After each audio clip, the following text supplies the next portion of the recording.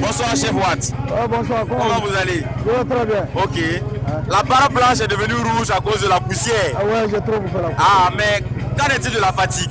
Non, non, je me sens encore... je peux encore repartir. Vous pouvez encore repartir? Ah ouais? Waouh. Les gens sont partis se coucher, mais moi, je ne suis pas encore couché. Voilà. Ça se voit que vous êtes plus jeune que certains jeunes. Oui, je suis le plus jeune. Alors, le chef Watt roule depuis les années 80-85 environ. Oui. Et qu'est-ce qui fait que jusqu'aujourd'hui, vous êtes toujours motard? Bon, c'est la passion. C'est la passion. J'ai la moto dans l'os. C'est même pas dans la chair, c'est dans l'os.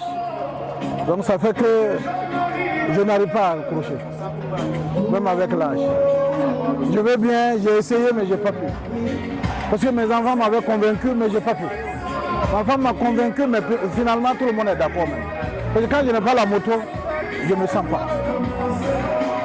Ok, aujourd'hui, le chef Watt a voulu associer son image et l'image de son club au Tour Motard du Burkina, première édition. Quelles ont été vos motivations? Bon, quand je vois des jeunes qui ont des objectifs nobles,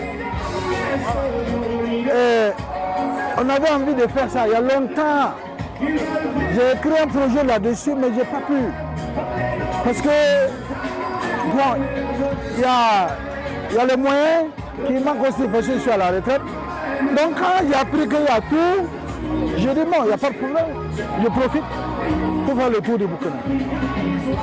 Aujourd'hui, vous êtes l'un des plus vieux, si vous n'êtes pas le plus vieux motard d'ailleurs du Burkina. Et est-ce que la moto a eu des conséquences peut-être négatives pour le moment sur votre vie que vous voudriez interpeller donc vos jeunes frères à faire attention en roulant? Je vais vous montrer quelque chose. Ok. Ça c'est la moto. Les fesses c'est la moto. Tout ça c'est la moto. Vous voyez, c'est la moto. J'ai eu pas mal d'accidents, j'ai bouffé mes fesses, le goudron est rentré dedans, mais ça ne m'a pas empêché de rouler. Je dis seulement aux gens, il faut être équipé. Si je n'étais pas équipé, voyez-vous ça là, c'est gants coupés. J'avais gants coupés et c'est ça qui m'a causé ça. Tout ça, c'était parti. Mais maintenant je roule en gants intégral. Et une grande marque aussi. Voilà, la moto, on peut pas, même en marchant on peut tomber et puis se blesser. Donc c'est pas la moto qui est dangereuse, c'est la façon de la pratiquer qui est dangereuse.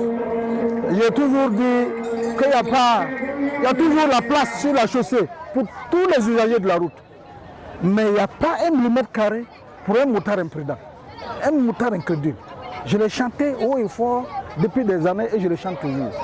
Donc il faut rappeler à la jeunesse qu'il faut s'équiper pour faire de la moto. Il faut d'abord un permis moto et puis ensuite il faut faire de la pratique régulière et maintenant on devient un motard confirmé. Voilà. Qu'est-ce que vous avez à dire à vos enfants et petits-enfants qui vous regardent avec admiration et qui veulent faire comme vous? Il faut avoir une hygiène de vie pour faire de la moto. Je fais un peu de sport, pas tout le temps mais quand même un peu. Je me maintiens dans l'alimentation, je ne prends pas de sucre. Et il faut avoir une hygiène alimentaire et une hygiène de vie. Ça va vous permettre d'être endurant et de pouvoir faire la moto. C'est bon? Sinon,